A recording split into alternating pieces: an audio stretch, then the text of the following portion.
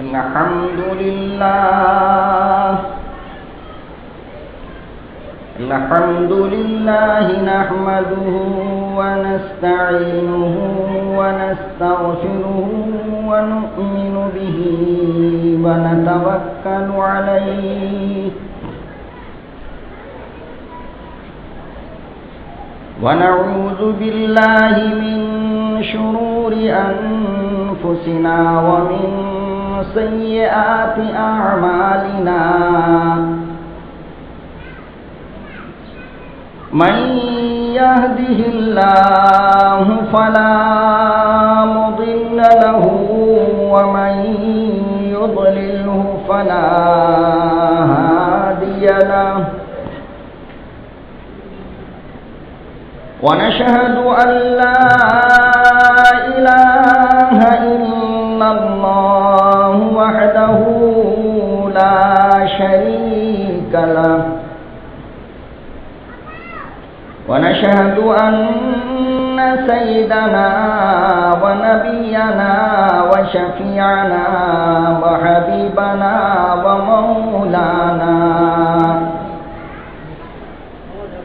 ومولانا محمدا عبده ورسوله أرسله بالحق بشيرا ونذيرا وداعيا إلى الله بإذنه وسراجا منيرا أما بعد فأعوذ بالله السميع العليم من الشيطان الرجيم بسم الله الرحمن الرحيم لقد من الله على المؤمنين إذ بعث فيهم رسولا صدق الله العظيم وبلغنا رسوله النبي الكريم ونحن على ذلك لمن الشاهدين والشاكرين والحمد لله رب العالمين. درود شریف پڑھ لیجیے. اللهم صل علی محمد وعلی آل محمد كما صليت على إبراهيم.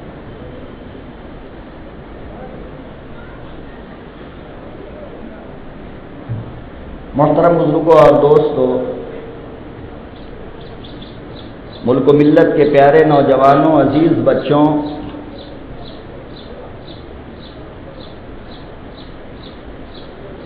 کائنات کے سب سے عظیم الشان اور بابرکت انسان جناب رسول اللہ صلی اللہ علیہ وسلم کی سیرت آپ حضرات کے سامنے مسلسل کئی جمعوں سے بیان کی جا رہی ہے.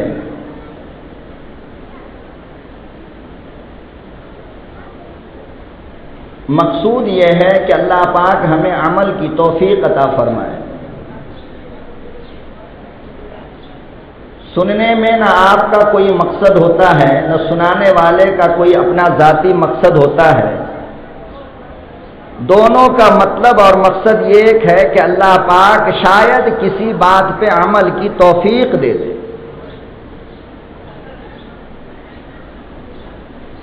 جب عمل کی توفیق مل جاتی ہے تو انسان کی زندگی فلاح و بہبودی کی طرف رواں دواں ہو جاتی ہے. ورنہ آپ میں اور ہم میں لاکھوں کروڑوں انسان ایسے ملیں گے جو ایک زمانے سے دن کی باتیں سنتے سناتے چلے آ رہے ہیں، آج تک سوئی کے نوک کے برابر تبدیلی نہیں آئی.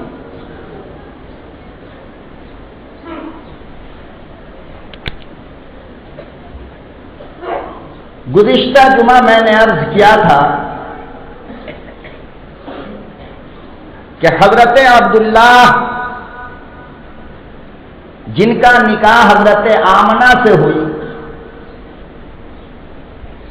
نکاح کے بعد تقریباً 4 دن حضرت عبداللہ اپنے سسرال میں رہے اور پھر واپس اپنے والد محترم کے گھر آئے. حضرت آمنہ کے گود میں، حضرت آمنہ کے پیٹ میں کائنات کے سب سے عظیم انسان کا حمل قرار پایا. دنیا کے اندر جب سے دنیا بنی آج تک اور آج سے لے کر قیامت تک اتنا بابرکت بچہ روئے زمین پر نہ پہلے تیار ہوا نہ قیامت تک ہو سکتا ہے.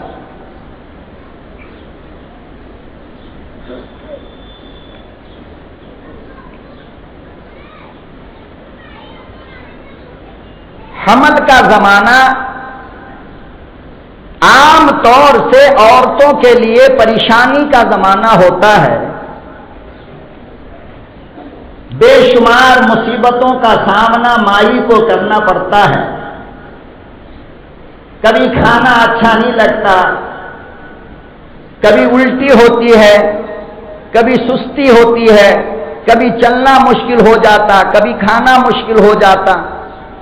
بے پناہ مصیبتوں سے ایک مائی کو گزرنا پڑتا ہے. لیکن حضرت آمنہ کہتی ہیں کہ مجھے تو کچھ بھی پتہ نہیں چلا. کہتی ہیں کہ مجھے کچھ بھی پتہ نہیں چلتا تھا. اور پتہ چلے کیوں؟ ساری دنیا کو مصیبت سے نکالنے والا آنے والا ہے نا، پھر مائی کو مصیبت کہاں سے دے گا؟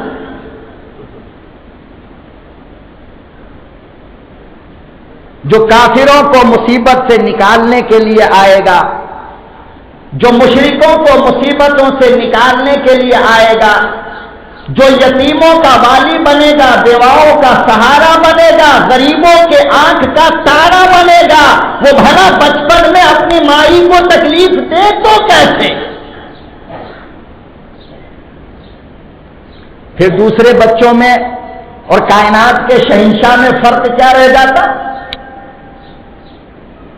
جبکہ اللہ پاک نے فرمایا کہ میں ہر اعتبار سے اپنے محمد کو عجوبہ بناؤں گا. اس کا بچپن بھی عجیب، اس کی ولادت بھی عجیب، اس کی جوانی بھی عجیب، اس کا بڑھاپا بھی عجیب، اس کی شادی بھی عجیب، اس کا کھانا بھی عجیب، اس کا چلنا بھی عجیب، اس کا سونا بھی عجیب. فرمایا دنیا کے تمام عجائبات کو ایک طرف رکھ دو اور آمنہ کے در یتیم کو ایک طرف رکھ دو، اس سے بڑا عجوبہ کوئی نہیں ہو سکتا.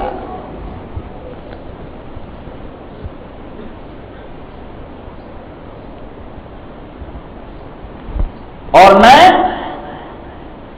پوری قوت کے ساتھ، اعتماد کے ساتھ، چیلنج کے ساتھ سائنس کی پوری دنیا کو چیلنج کرتا ہوں کہ بغیر کسی نیٹ ورک کے، بغیر کسی انٹرنیٹ کے، بغیر کسی سسٹم کے اگر تمہارے اندر قوت ہے، تمہارے اندر طاقت ہے، تو صرف اس گھر کی آواز محلے تک پہنچا دو.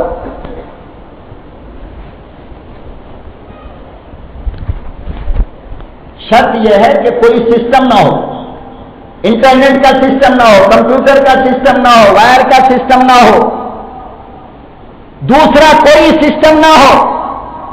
میں کہتا ہوں پورے سائنس والوں کو چیلنج کر کے کہ تم ایک آدمی کی خاموش آہستہ آواز کو محلے تک پہنچا دو تو جانو، مگر میرا محبوب تو ایسا عجوبہ کہ فرش پر بیٹھ کر اشارہ کرے تو عرش کا چاند تو ٹکڑا ہو جاتا ہے.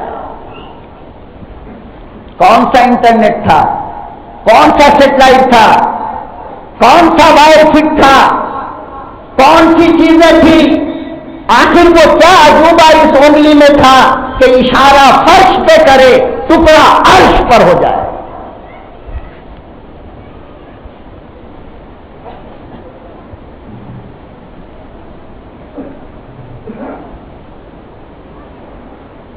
اللہ اکبر، بڑا عجیب بچہ، بڑا عجوبہ، بڑی شان کا مالک، بڑی عظمت والا، بڑی نصیب والا، بڑی قسمت والا، ساری کائنات کا شہنشاہ آمنہ تیرے گود میں آنے والا ہے۔ 1,24,000 نبیوں نے مبارکباد دی، فرمایا آمنہ بڑی خوش قسمت مائی ہے، بڑی خوش قسمت اماں ہے۔ اور تیری قسمت کا کیا کہنا جس کے پیٹ سے 1,24,000 نبیوں کا امام آئے۔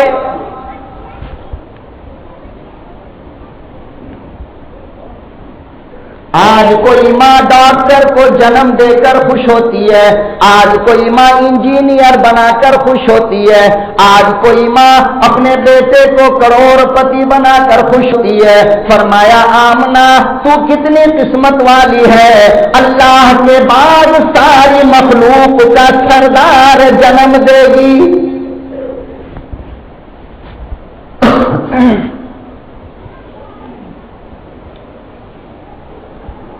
حسن و جمال کا بھیک چاند مانگے، حسن و جمال کی بھیک سورج مانگے۔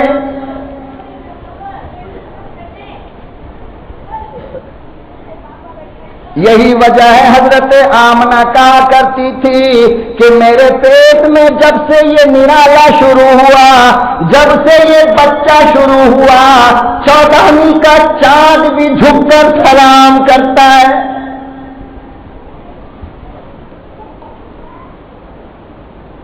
کہتی ہیں خدا کی قسم، رب ذوالجلال کی قسم، جب سے میرے پیٹ میں یہ بچہ شروع ہوا آج تک میرے سر پہ سورج نے اپنی تپش نہ ڈالی۔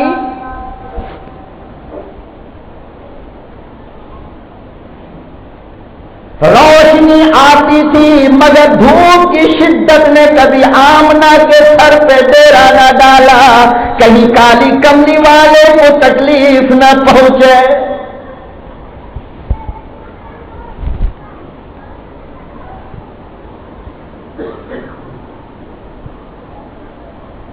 بڑا عجوبہ، بڑی شان والا، بڑی آن والا، بڑی شوکت والا، بڑی عظمت و وقار والا بچہ تیار ہو رہا ہے۔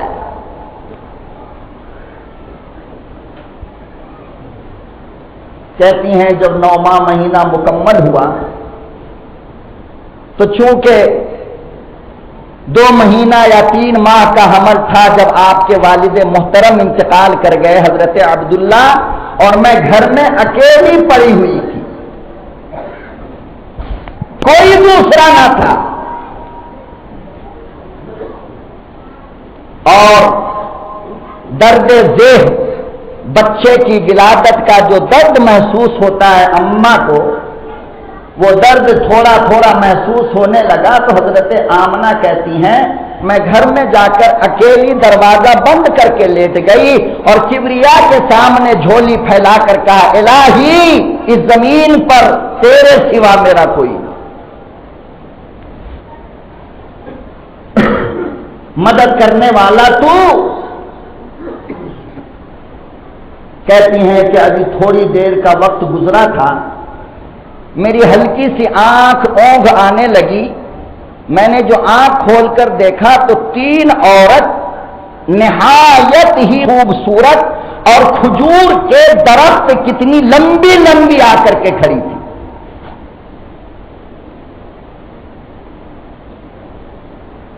ان میں سے ایک عورت میرے سرہانے کے قریب آ کر میرے سر پہ ہاتھ رکھا اور دوسری عورت کو کچھ اشارہ کیا تو دوسری عورت گلاس میں ایک شربت لے کر کے آئی۔ حضرت آمنہ کہتی ہے خدا کی قسم اتنا مزے کا شربت اس سے پہلے نہ میں نے کبھی پیا اور اتنی خوبصورت عورتوں کو میں نے مکے میں کبھی نہ دیکھا۔ ایسا لگتا تھا جیسے کہ بنی عبد مناف کی لڑکیاں ہوں۔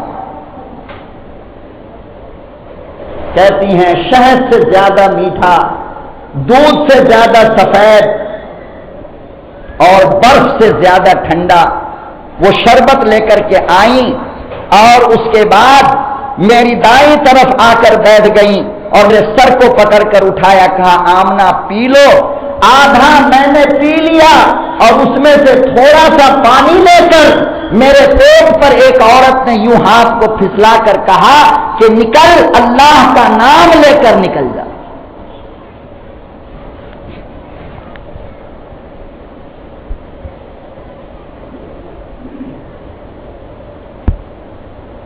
اب سنو وہ تھی کون؟ نوٹ کیجئے، علامہ حلبی نے سیرت حلبیہ کے اندر لکھا ہے، حدیث کا حوالہ دیتے ہوئے لکھا کہ ان تین عورتیں جب اپنے کام سے فارغ ہو گئیں تو حضرت آمنہ کو تسلی دے کر کے کہا کہ آمنہ، ولادت میں تمہیں کوئی تکلیف نہ ہوگی، صبر سے کام لینا۔ میں ان تینوں میں کی میں حضرت مریم ہوں، حضرت عیسیٰ علیہ السلام کی اماں۔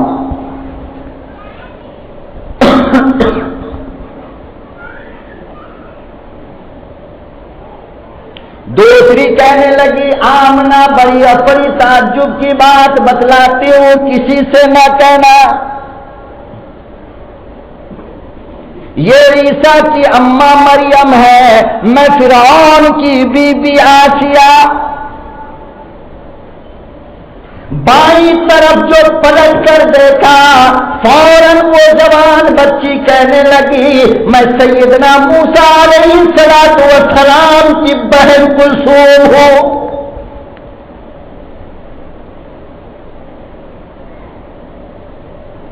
او مائی تیرے آنے کی وجہ کیا؟ 1,24,000 نبی آئے مگر تو کسی کی ولادت سے نہ آئی، آج کیا وجہ بنی، کیا بات بنی، کیا عجوبہ ہونے والا ہے؟ کہنے لگی آمنہ تجھے کیا پتا، کالی کملی والے کی ہمسی میں جنت میں بیوی ہے۔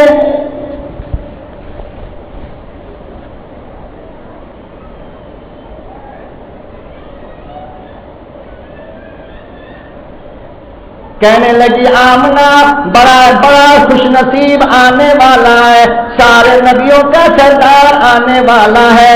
اللہ رب العزت نے جنت میں حوروں کی جگہ ہم تینوں کا نکاح اس سے کر دیا۔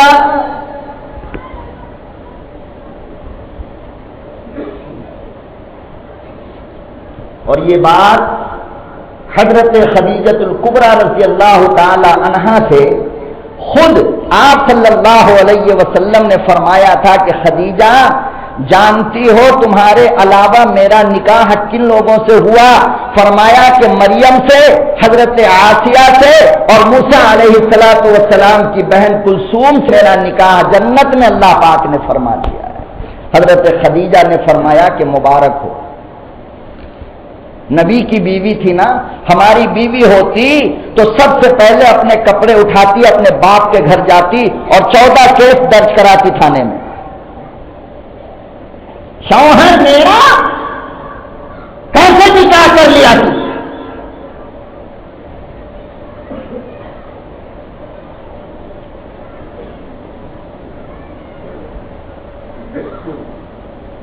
حضرت مریم کہنے لگی مبارک ہو، حضرت آسیہ کہنے لگی مبارک مائی،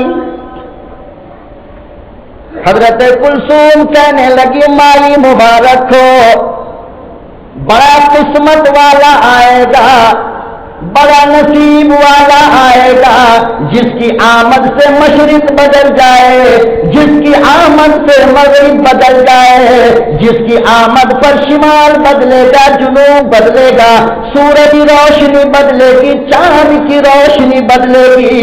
او مائی جس کی آمد پر ساری دنیا کا نظام بدلے گا۔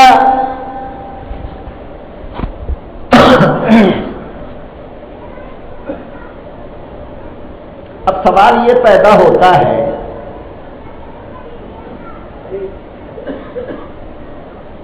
کہ جنت کے بارے میں اللہ پاک نے فرمایا کہ بن نکاحی عورتیں ہم تمہیں دیں گے، بن نکاحی عورتیں ہم تمہیں دیں گے، لم یطمثہن انس قبلہم ولا جان، اور بھیڑیوں کے پیچھے کتے کی طرح مرنے والوں، کیا اس جنت کی حور کی تمہیں تمنا نہیں جس کو تم سے پہلے نہ کسی انسان نے ٹچ کیا نہ کسی حیوان نے ٹچ کیا؟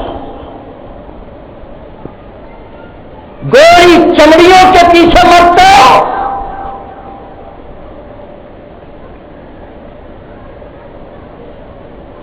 دن میں جوانی ڈھل جائے تو چمڑیاں گھوڑی پہ لٹک جاتی ہیں، ان کے پیچھے اپنی لائف برباد کر رہے ہو، ان کے پیچھے جانوروں کی طرح پھرتے ہو، ان کے لیے تم سڑکوں پہ کھڑے ہو کر گھنٹے انتظار کرتے ہو اور شیطان کے ڈبے کو کان میں لگا کر گھنٹہ گھنٹہ بات کرتے ہو، یہ دو کوڑی کی چھوکریوں کی خاطر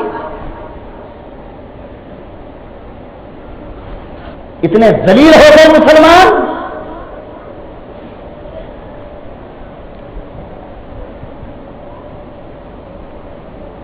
ایک مرتبہ نبی کا نعرہ لگا کر دنیا کو دکھانا چاہتے ہو کہ ہم آپ کے عاشق ہیں، عاشق ایسے ہوتے ہیں، لاؤ جس بیوی سے تم نے نکاح کیا ہے ایک رات اس کے ساتھ سونے کے بعد کہو، پھر سال بھر کے بعد سوئیں گے، زندہ رہو گے مرو گے؟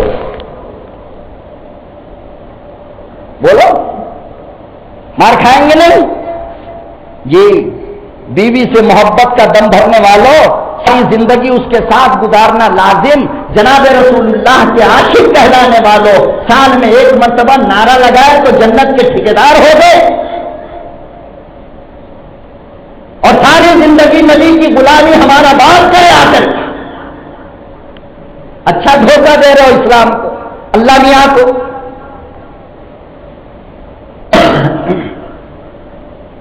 عجیب ایمان بنایا مسلمانوں، عجیب حرکتیں کرتے ہیں۔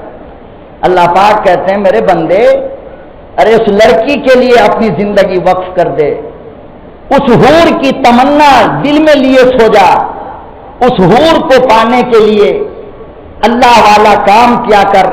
لم یطمثہن انس قبلہم ولا جان، جو تجھ سے پہلے کسی جنات نے یا کسی انسان نے اسے ہاتھ نہ لگایا۔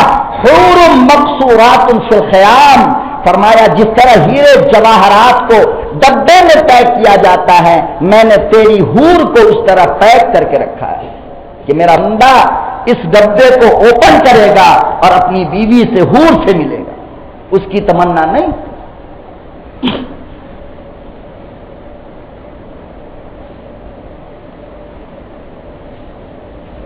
تو جب جنت کی حوریں ایسی ہوں گی جس کو کسی انسان نے یا کسی جنات نے کبھی ہاتھ نہ لگایا، تو پھر مریم، پھر حضرت آسیہ جس کی فرعون سے شادی ہو چکی تھی،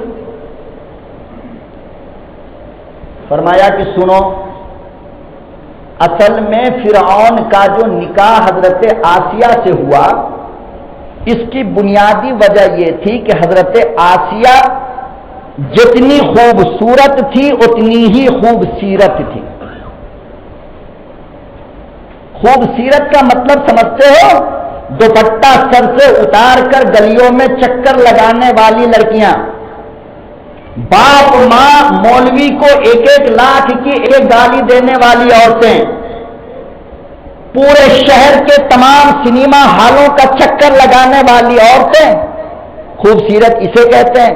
خوبصیرت اسے کہتے ہیں جس کے پاؤں کے ناخن کو کسی غیر مرد نے کبھی نہ دیکھا ہو، بدن تو دور کی بات، کپڑے تو دور کی بات، نگاہیں تو دور کی بات، جسم کے اعضاء تو دور کی بات، فرمایا جو خوبصیرت ہوتی ہے اس کے پاؤں کے ناخن کو کبھی غیر مرد نے دیکھا ہی نہ۔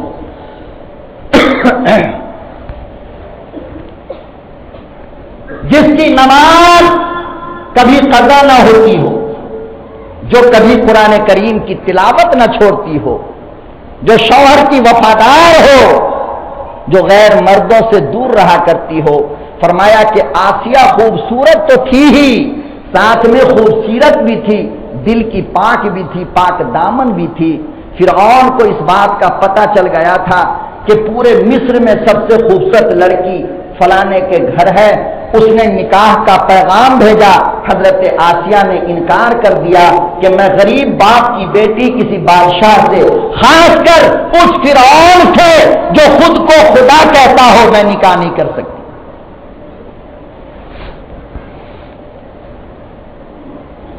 مگر زبردستی اس نے کی اور نکاح کروا لیا اس نے۔ حضرت مریم نے ایک شرط رکھا کہ نکاح، حضرت آسیہ نے ایک شرط رکھا کہ نکاح تو کروں گی ٹھیک ہے، لیکن خبردار زندگی میں کبھی مجھے ٹچ نہ کرنا، مجھے ہاتھ نہ لگانا۔ چنانچہ علماء نے لکھا ہے کہ نکاح کے بعد تقریباً 4 مرتبہ فرعون حضرت آسیہ کی طرف ہاتھ بڑھایا، اور جب ہاتھ بڑھایا تو ہاتھ میں فالج مار دیا اس کو، ہاتھ سن ہو جاتا تھا، پھر توبہ کرتا، پھر کچھ دن کے بعد ہاتھ بڑھاتا، پھر اس کے ہاتھ گر جاتے۔ آخر میں فیصلہ کیا فرعون نے کہ چھوڑو، میں تمہیں دیکھ کر ساری زندگی گزار دوں گا، کبھی ہاتھ نہ لگاؤں گا۔ اب بات سمجھ میں آئی کہ جنت میں آسیہ کو جناب رسول اللہ کی بیوی بننا تھا، اسی لیے فرعون ہاتھ تک نہ لگا پایا۔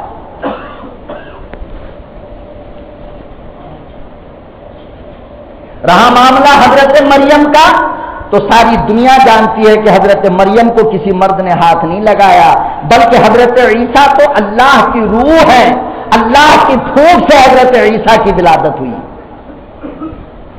رہا معاملہ حضرت کلثوم کا، تو علماء نے لکھا ہے کہ وہ کماری تھی، ان کی شادی نہ ہوئی۔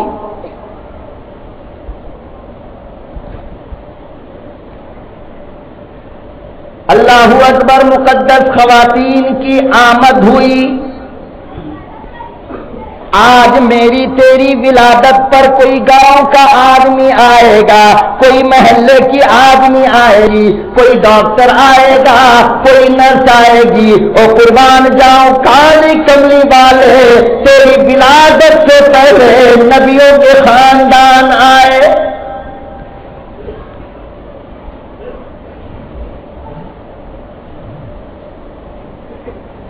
ولادت کا وقت قریب آ گیا۔ حضرت آمنہ خود کہتی ہیں، اللہ غنی، جس وقت ولادت ہو رہی تھی میرے کان نے آواز سنا، کالی کملی والا جب دنیا میں آیا تو سجدے کی حالت تھی۔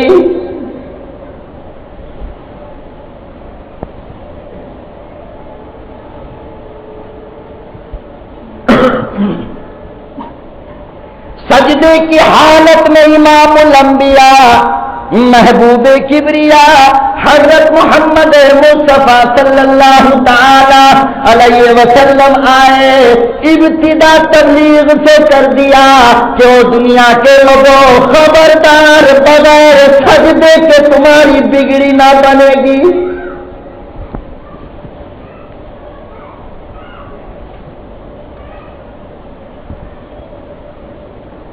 ساری دنیا کو بتا دیا، او لوگوں، سجدہ کرو گے تو میرے رہو گے، سجدہ نہ کرو گے میری امت سے نام کو خارج کر دوں گا۔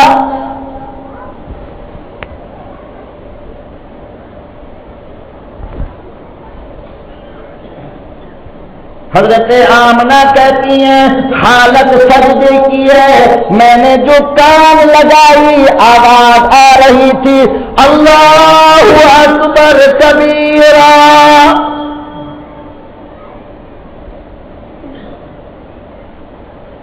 اللہ اکبر کبیرا والحمد کثیرا وبکرۃ واصیلا۔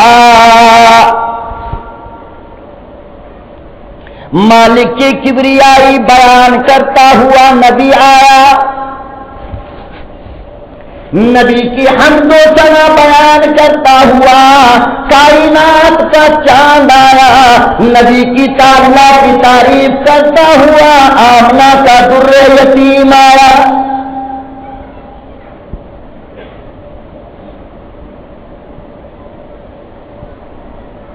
اور فرماتی ہیں کہ ادھر ڈلیوری ہوئی، ادھر ولادت ہوئی، اور ادھر ہمارے گھر کا چھت پھٹا اور آسمان سے ایک نور آ کر سرور کائنات کو چاروں طرف سے گھیر لیا.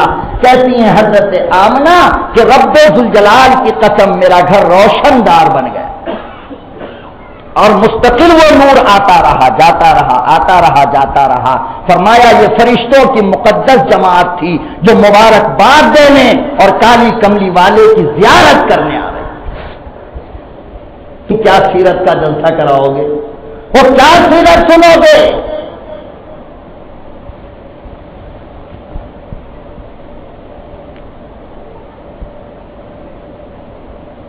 خالی لڑائیاں کروا رہے ہیں لوگ. جناب رسول اللہ صلی اللہ علیہ وسلم کی سیرت سے کسی کو کوئی مطلب نہیں. واہ واہی چاہیے، نام چاہیے، شہرت چاہیے، لڑائی ہلہ ہنگامہ، نہ بولنے والا کوئی نہ سننے والا کوئی.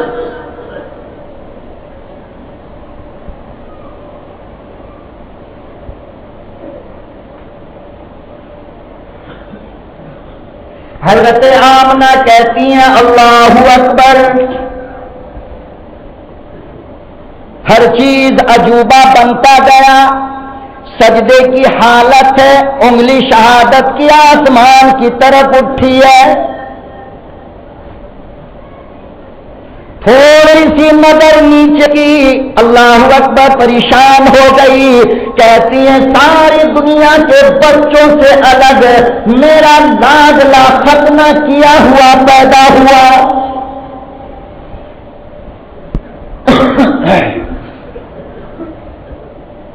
مختون پیدا ہوئے تاکہ کائنات کے شہنشاہ کی شرمگاہ کو کوئی غیر مرد نہ دیکھ لے. اللہ میاں حفاظت دیکھو کیسی کرتا ہے. مختون پیدا ہوئے، یہ میرے نبی کی شان ہے مسلمانوں.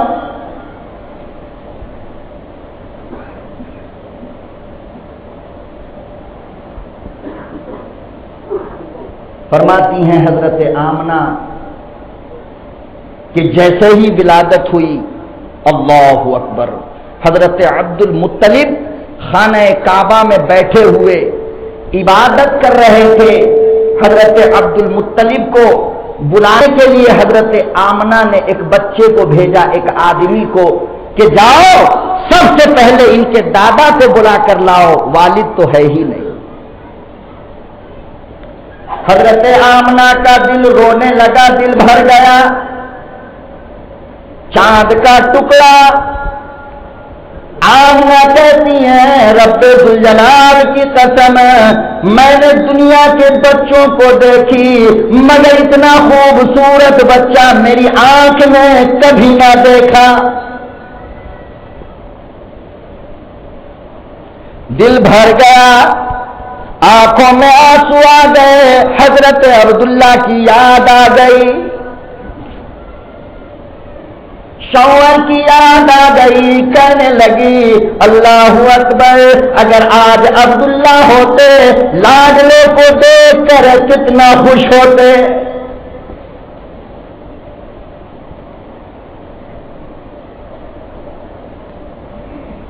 فرمانے لگی بابا موجود نہیں، بابا کون بنے؟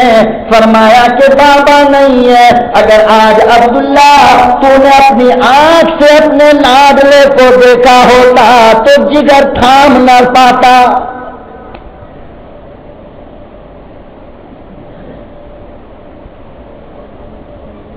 کہتے ہیں میرا لاڈلا ابا کو بلائے گا، ابا ابا آواز کون دے گا؟ کون انگلی پکڑا کر بازار لے جائے گا؟ کون کاندھے پر بیٹھا کر بابا کا پیار دے گا؟ کون کھلونے لا کر دے گا؟ کون سیر و سیاحت کے لیے لے جائے گا؟ عبداللہ تو موجود نہیں. کہنے لگی عبداللہ کیوں چھوڑ کر اپنے چاند کے ٹکڑے کو چلے گئے؟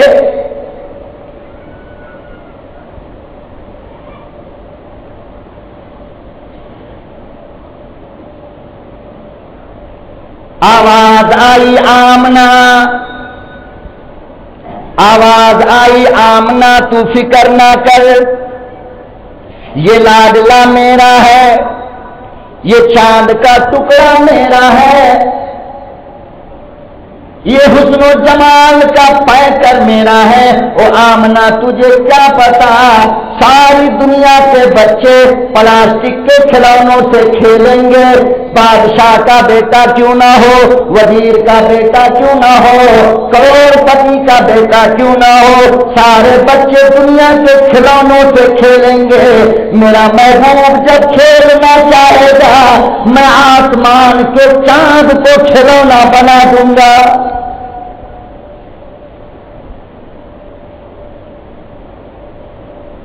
میں نرالا،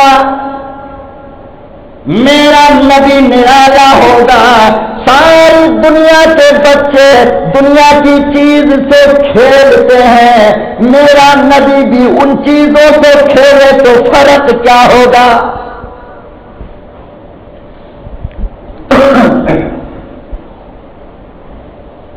فرمایا آمنہ کوئی امریکہ گھومے گا، کوئی دارجلنگ کشمیر کا چکر لگائے گا، کوئی کنیا کماری جائے گا، تجھے کیا پتا میرے لاڈلے کو جب بوریت ہوگی، میرا لاڈلا جب گھومنا چاہے گا تو دنیا میں نہیں میں آسمان پہ بلا کر گھماؤں گا۔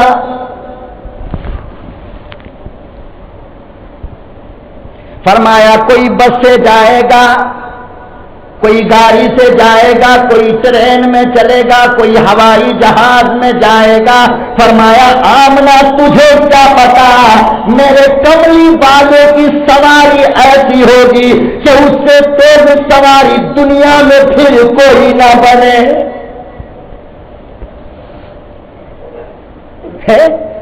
ساری دنیا زمین پہ گھومتی ہے، اگر میرا محبوب بھی زمین پہ ہی گھومے تو فرق کیا رہے گا؟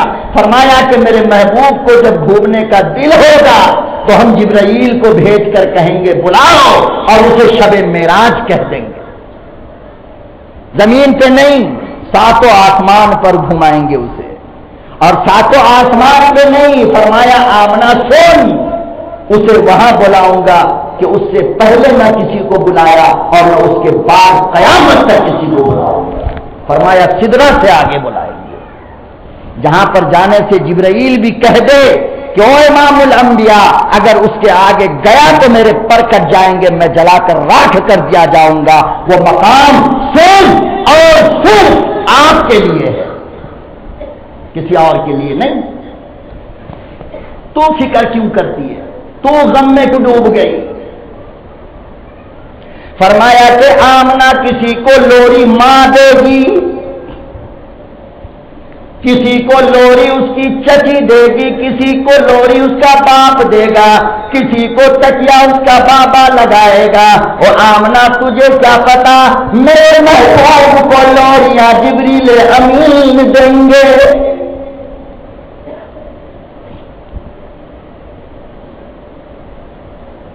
أَلَمْ يَجِدْكَ يَتِيمًا فَآوَىٰ،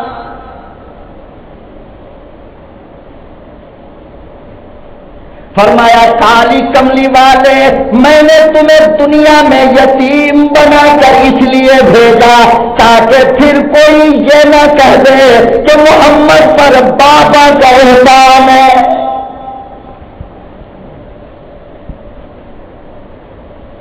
اللہ کی مصلحت تو دیکھو، بیٹے پر سب سے بڑا احسان کس کا ہوتا ہے؟ باپ کا، پسینے بہا کر کماتا ہے، اولاد کی پرورش کرتا ہے۔ اللہ میاں فرماتے ہیں الم یجد کا یتیمن فآوا، تجھے یتیم اس لیے میں نے بنا دیا تاکہ کوئی مرد یہ نہ کہے کہ محمد میرا احسان تم پر ہے۔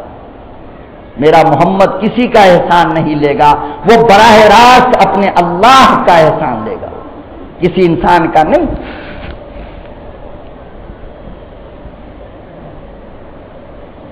اسی لیے میں نے آپ کو یتیم بنایا۔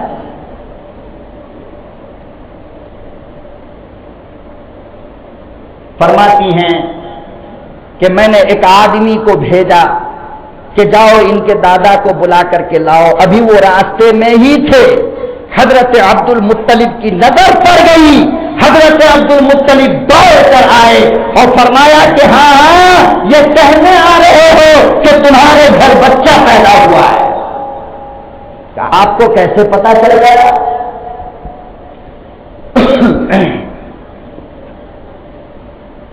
فرمایا یہ وہ ہے جس کے پیدائش کی خبر چاند دے گیا. فرمایا یہ وہ ہے جس کی پیدائش کی خبر سورج دے گیا. یہ وہ ہے جس کے پیدائش کی خبر آج کی صبح دے رہی ہے. فرمایا تمہیں کیا پتا؟ میں کعبے کی دیوار سے ٹیک لگائے بیٹھا تھا, دیوار سے آواز آ رہی تھی, او دادا جی پوتا مبارک ہو.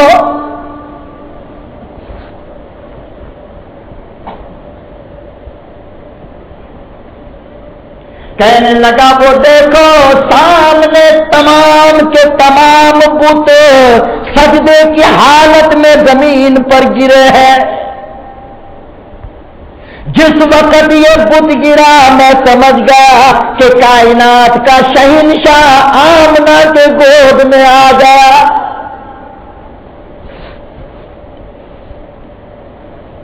ادھر نبی پیدا ہوئے, ادھر نبی کی ولادت ہوئی اور خانہ کعبہ کے تمام بت سجدے میں گر گئے.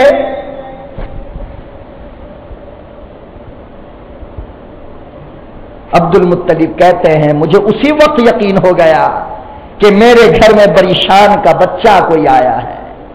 تو مجھے کیا اطلاع دے گا؟ مشرک آئے, ابو جہل, ابو لہب, عتبہ ابن شیبہ, ولید ابن مغیرہ, یہ لوگ آئے عبادت کے لیے. کہاں ہے؟ بتوں کی پوجا کرنے. وہ دیکھا کہ سارے کے سارے بت سجدے میں گرے ہیں, ایک بت بھی کھڑا نہیں ہے. یوں پکڑا اور پھر اس کو کھڑا کیا, کہاں ہاتھ ہٹا دے پھر سجدے میں گر جائے. 3 مرتبہ کیا ایسا. اس کے اندر ایک بہت ماہر آدمی تھا, اس نے کہا کہ ابو جہل ایسا لگتا ہے کہ دنیا میں کوئی واقعہ پیش آ گیا ہے, اسی لیے یہ بت کھڑے نہیں ہو رہے ہیں. پھر بت سے مخاطب ہو کر کے کہا کہ اے بت, کل تک تو بڑا اچھا تھا, آج تجھے کیا ہو گیا؟ اللہ اکبر. بڑے بت کے پیٹ سے آواز آنے لگی, ابو جہل,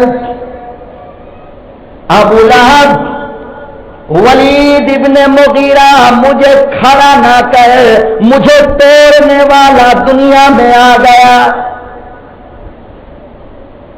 مجھے شرم آتی ہے کہ 1,24,000 نبیوں کا امام دنیا میں آیا, میں کھڑا کیسے رہوں؟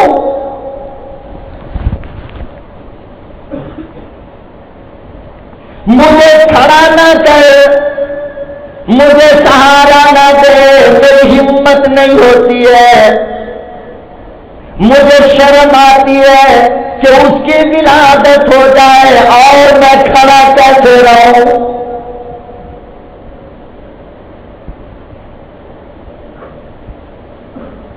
حضرت عبد المطلب گئے گھر. حضرت آمنہ نے ولادت کے بعد ایک سفید رنگ کی چادر میں جناب رسول اللہ صلی اللہ علیہ وسلم کو لپیٹ کر سلا دیا. اور عرب کے اندر یہ طریقہ تھا کہ اگر کوئی بچہ رات میں جنم لیتا تو اس کو ایک برتن سے ڈھانک دیا کرتے تھے تاکہ صبح میں لوگوں کو دکھایا جائے. اسی طریقے کے مطابق حضرت آمنہ نے ایک برتن لے کر جناب رسول اللہ صلی اللہ علیہ وسلم کو ڈھک دیا ہے. ڈھکنا کیا تھا کہ فوراً اس پلیٹ کا, اس برتن کا 2 ٹکڑا ہوا اور 2 ٹکڑا دونوں طرف جا کر کے گر گیا. پھر دوسرے برتن سے ڈھکا گیا, وہ بھی ٹوٹ کر ریزہ ریزہ ہو گیا. حضرت آمنہ بالکل خاموش ہو گئی, چونکہ ہر چیز عجیب عجیب دیکھ رہی تھی نا, وہ خاموش ہو گئی. حضرت عبد المطلب تشریف لائے، پوچھا کہ آمنہ کہاں ہے میرے آنکھوں کی ٹھنڈک، کہاں ہے عبداللہ کی نشانی، کہاں ہے میرا لاڈلا، ذرا لاؤ تو صحیح میں دیکھوں۔ اللہ اکبر، اندر آواز دے کر بلایا، حضرت عبد المطلب گئے، چہرے سے کپڑا ہٹایا اور کہنے لگے خدا کی قسم آج تک میں نے اتنا خوبصورت بچہ نہ دیکھا۔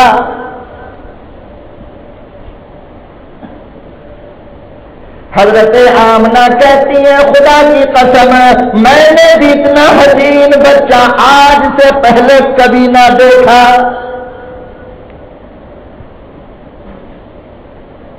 جو آئے تعریف کرتے گئے اور سب کی زبان پر یہی کلمہ تھا، آج سے پہلے عرب کی کسی ماں نے اتنا خوبصورت بچہ نہ جنا۔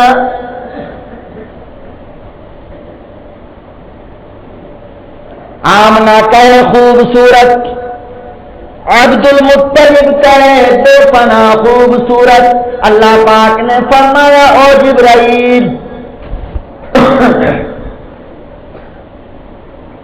دادا کی بات سن لی، ماں کی باتیں سن لی، رشتہ داروں نے کیا کہا تم نے سن لیا، ساری مخلوق کیا کہہ رہی ہے تم نے سن لیا، جاؤ ذرا جا کر تم بھی دیکھو تمہاری کیا رائے ہے، تمہارا مشورہ کیا ہے، تم کیا کہتے ہو۔ حضرت جبریل امین آئے، اللہ اکبر، چہرے سے کپڑا ہٹایا، دیکھ کر کہنے لگے اللہ میاں خدا کی قسم ہے، مشرق سے لے کر مغرب تک، شمال سے لے کر جنوب تک پوری دنیا کا چکر میں لگاتا ہوں، لیکن آج تک اتنا حسین بچہ میری آنکھوں نے نہ دیکھا۔ فرمایا کہ جبرائیل دیکھو گے کیسے؟ کیا فرمایا؟ ارے جبرائیل دیکھو گے کیسے؟ ایک سانچا، ایک فرما، ایک ماڈل میں نے تیار کیا تھا آدم کی پیدائش سے پہلے، اور اسی فرما اور اسی سانچے کے اندر میں نے اس نبی کے سردار کو جنم دے دیا، اور پھر اس کے بعد اسے توڑ کر پھینک دیا۔ نہ اس سے پہلے کوئی اس سانچے میں پیدا کیا گیا، اور نہ قیامت تک اس سانچے کے اندر کوئی پیدا کیا جا سکتا ہے، تو بھلا اتنا خوبصورت تم دیکھو گے کہاں؟ نہ اس سے پہلے نہ اس کے بعد۔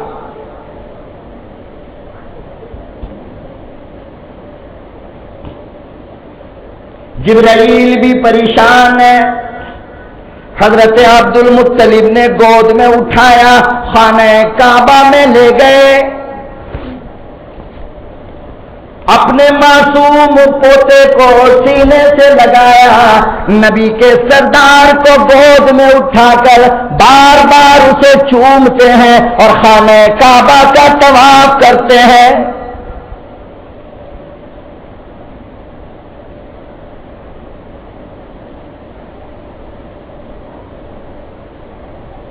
اب بات ہوئی کہ اسے دودھ کون پلائے،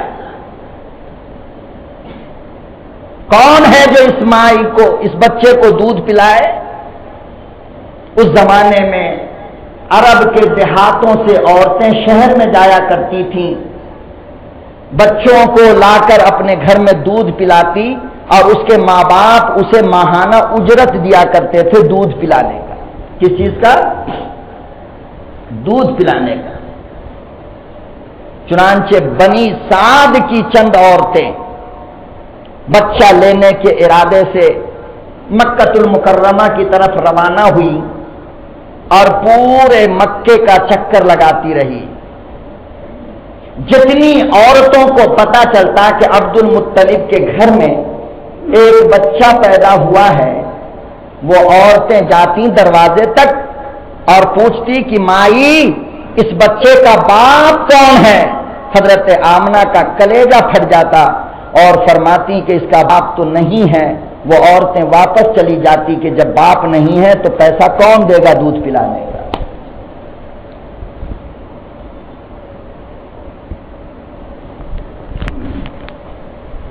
اچھا ایک بات کا فیصلہ آپ کر کے بتاؤ کہ یہ جتنی عورتیں باپ کا پتہ پوچھ کر واپس جا رہی تھی یہ خود واپس جا رہی تھی یا اللہ واپس کر رہا تھا؟ اللہ واپس کر رہا تھا نا. اسی لیے میں کہا کرتا ہوں کہ مسجد کے گیٹ تک آ کر جو خود واپس جاتا ہے اس کی بدقسمتی کی وجہ کر اللہ اس کو واپس کر دیتا ہے.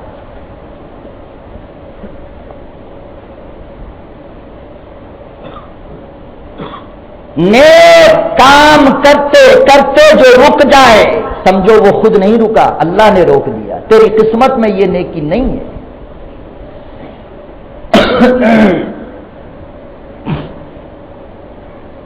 جس وقت عورتوں کا یہ قافلہ قبیلہ بنو سعد سے چلا ہے تو حضرت حلیمہ کے پاس جو اونٹنی تھی بالکل سوکھی ہوئی، کیسی؟ بالکل سوکھی ہوئی، چل نہیں پا رہی تھی. دوسری تمام عورتیں اپنے اپنے اونٹ کو دوڑا کر مکہ جلدی پہنچ گئی کہ مجھے بچہ مل جائے، مجھے مل جائے، مجھے مل جائے. حضرت سعدیہ اور ان کے شوہر اور ایک چھوٹی سی بچی گود میں لے کر کے آہستہ آہستہ آ رہی تھی. بہت پیچھے رہ گئے.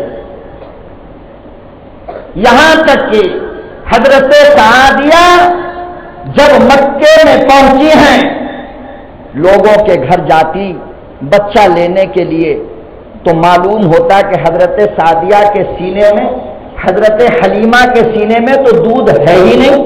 ہر آدمی کہتا تھا کہ جاؤ میں تمہیں بچہ نہیں دیتا. اللہ کا نظام دیکھ رہے ہو. حضرت آمنہ کے گھر سے عورتیں واپس اس لیے ہو رہی ہیں کہ بابا نہیں، اور حضرت حلیمہ کو عرب کے مالدار لوگ دھکا اس لیے دے رہے تھے کہ حلیمہ کے سینے میں دودھ نہیں تو میرے بچے کو دودھ کیا پلائے گا. ہونے والا تو کچھ اور تھا نا.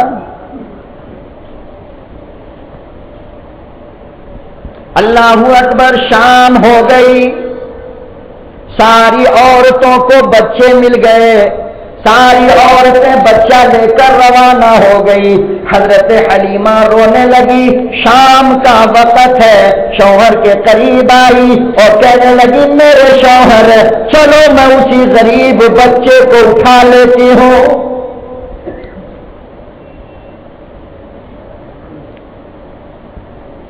خالی کیوں جاؤں؟ خالی ہاتھ جانے سے بہتر ہے اسی بچے کو اٹھا لیتے ہو سکتا ہے اللہ میاں خیر و برکت عطا فرمائے.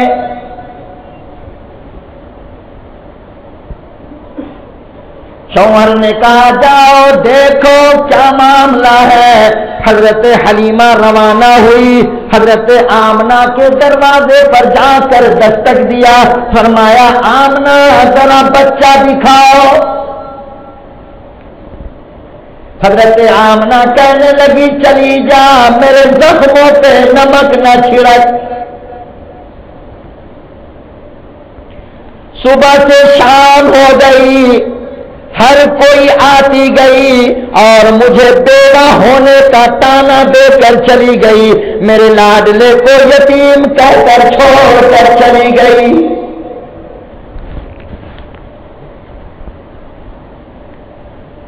فرمایا چلی جا میرے زخم سے نمک نہ چھڑکے. اللہ اکبر. اندر گئی.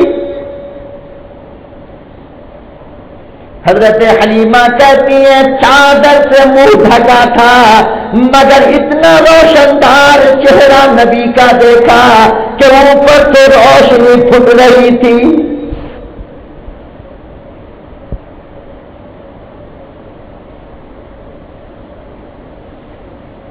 حلیمہ تیرے مقدر کا کیا کہنا، جس کا مقدر پھوٹا یتیموں کو دھکا مارتے گئے. اور میں کہتا ہوں لوگوں تمہاری تقدیر کو آج گھن لگ گیا. جو تم الٹے پیسے خرچ کرتے ہو یتیموں کی فکر نہیں کرتے.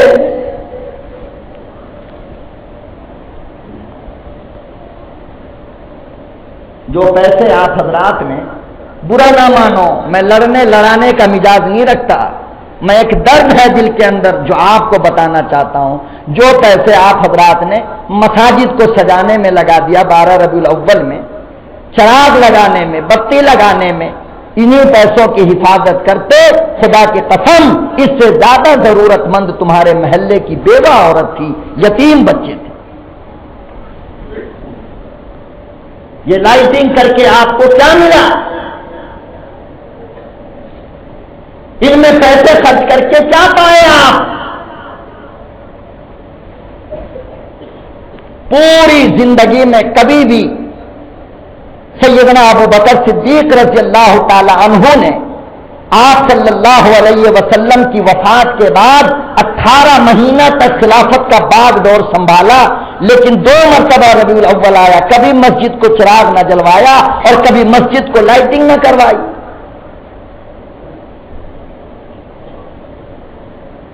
سیدنا عمر فاروق کے زمانے میں نہ ہوا، خانہ کعبہ موجود تھا، لیکن ایک موم بتی کا ثبوت بھی آپ دکھاؤ کہ حضرت عمر فاروق نے 12 ربیع الاول میں ایک موم بتی خانہ کعبہ میں جلا کر رکھا؟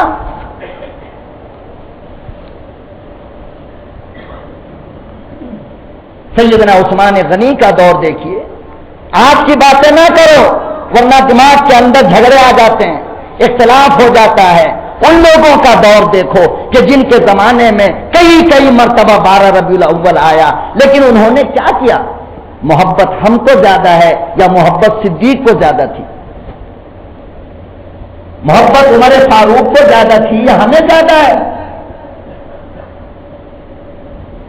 اگر یہ کام صحیح ہوتا تو وہ حضرات کرتے، پتہ چلا یہ فضول خرچی ہے، یہ انہی پیسوں کی حفاظت کرتے، آپ یتیم کے حوالے کرتے، ایک یتیم بچے کی تعلیم پہ آپ لگا دیتے، خدا کی قسم دنیا سے لے کر قبر تک اللہ پاک آپ کا منور کر دیتا، نور سے بھر دیتا۔ حدیث پاک میں آتا ہے کہ یتیم کے سر پہ محبت سے اگر کسی نے ہاتھ رکھ دیا، جناب رسول اللہ صلی اللہ علیہ وسلم نے فرمایا کہ جتنے بال اس کے سر میں ہیں اللہ پاک اتنی ہدیہ دیتا ہے۔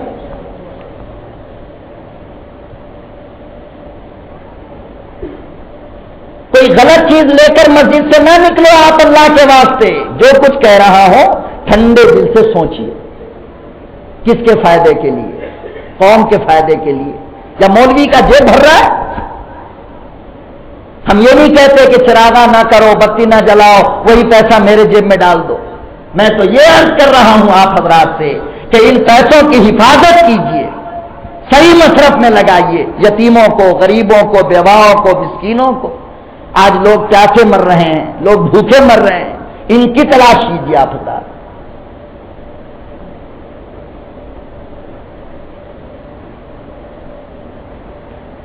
تو حضرت حلیمہ نے اندر جا کر کے دیکھا، بے پناہ حسن و جمال کا مالک، بے پناہ خوبصورت بچہ ہے، گود میں اٹھایا، پیشانی کو بوسہ دیا۔ اللہ اکبر! کیا کہنا حلیمہ کہ تو آج سب سے پہلی مائی دنیا کی ایسی ہے کہ جس کو کل چاند، ستارے، سورج، آسمان، سمندر، ہوا، ستارے اور ساری کائنات جس پیشانی کو بوسہ دے گی، تیری قسمت کا کیا کہنا کہ تو سب سے پہلے نبی کی پیشانی کو چوم رہی۔ تو میرے محترم بزرگوں اور دوستو، یہ ہے ہمارے پاکیزہ، مقدس اور باعظمت اور سب سے اعلیٰ نبی جناب رسول اللہ صلی اللہ علیہ وسلم کی سیرت۔ اسی طریقے سے میں آپ حضرات کے سامنے بالکل واضح طور پر کائنات کے شہنشاہ کی سیرت بیان کرتا رہوں گا۔ آپ حضرات اسی دلچسپی کے ساتھ تشریف لاتے رہیں تاکہ کم سے کم زندگی میں ایک مرتبہ اپنے نبی کی پوری لائف سننے کی توفیق مل جائے اور عمل کی توفیق مل جائے۔ اللہ پاک ہم سب کو عمل کی توفیق عطا فرمائے۔ اس سے آگے انشاءاللہ آئندہ جمعہ کو وآخر دعوانا الحمدللہ رب العالمین۔